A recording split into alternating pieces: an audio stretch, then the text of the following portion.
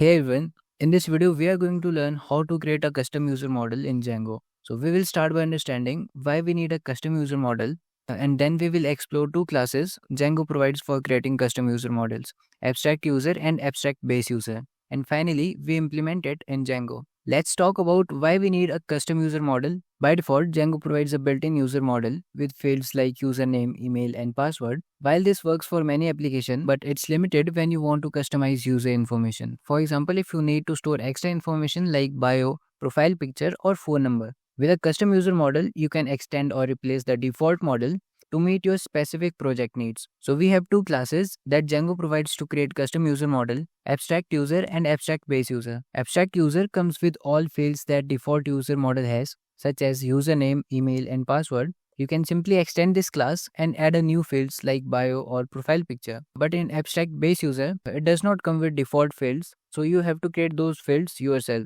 And also you have to implement custom manager to handle user creation and other logic. For our example, we will use abstract user because it's much easier to work with when you just want to add extra fields. Before creating a custom user model, you can see the Django admin panel. So right now we are using Django's default user model where we have some limited fields like username, password, first name, last name, and date joined. So we are going to use Django's abstract user class to create a custom user. So here we have a Django project and in our models.py file, we can create our custom user model.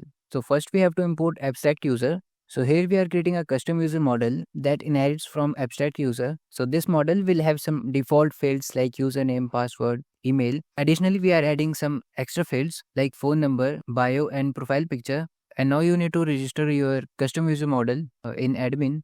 And in your settings.py file, you have to add auth user model where you have to pass your custom user. So this will tell Django to use custom user instead of default Django user model.